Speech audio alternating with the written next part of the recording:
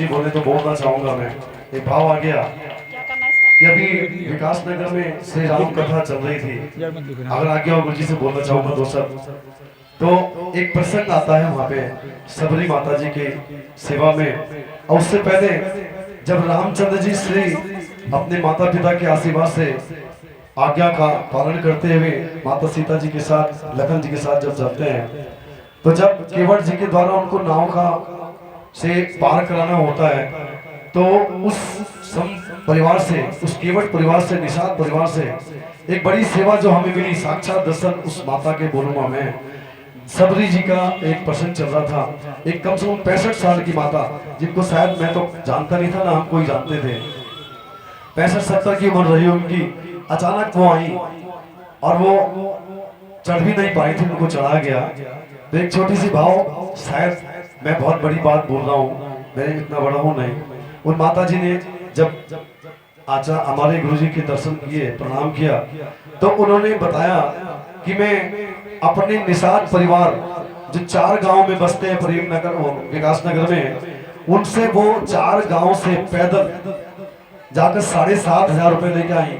और जब उनकी पर्ची देखी गई, जो उन्हें पर्ची में जो लिस्ट बना रखी थी, उस परिवार के निषाद फैमिली थी केवल, किसी में 11 रुपए, किसी में 21 रुपए, किसी के 51, और कोई व्यक्ति ऐसा रहा होगा जिसमें 101 रुपए रहे होंगे, नहीं तो 11 रुपए से 101 रुपए की उस लिस्ट में टोटल 7,500 रुपए उन्होंने 2 दिन में 4 गांव में घूम के केवल अपने निषाद परिवार की हाजिरी उस दरबार में, श्री राम दरबार में लगाने के लिए ये सेवा करी।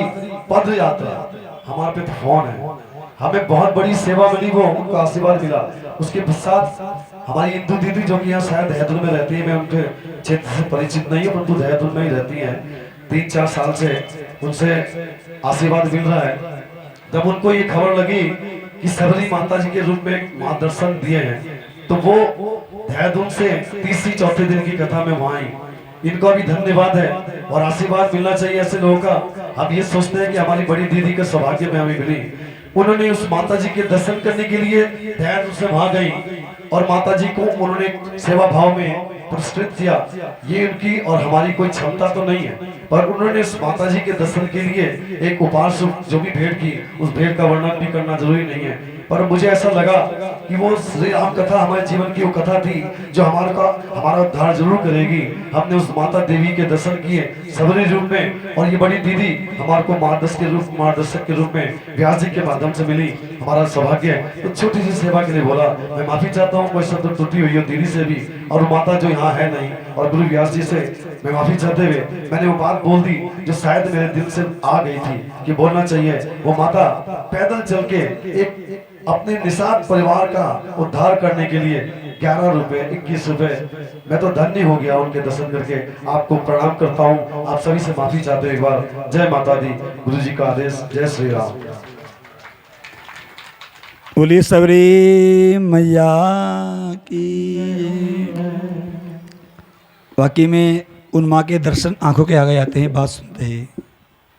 70 साल की एज और ऊपर से गरीबी, काम कुछ नहीं, और जब वो माँ आई दरबार में, माँ के भगवान के श्री राम कथा थी।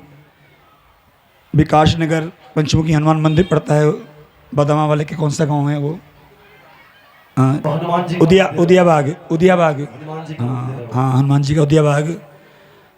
उस माता ने कथा के चौथे 5वें दिन ही जब 7-8 हज़ार रुपये ला के दिए, 10-10 के, 20-5 के खरीज भी।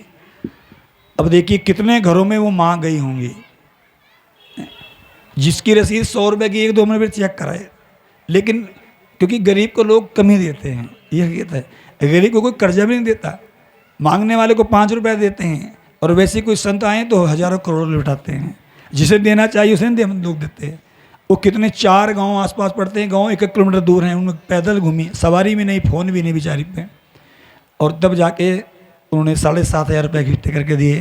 तो भाव भर गया, इसलिए उन्होंने उनका नाम सबरी रख दिया, सबरी जैसी।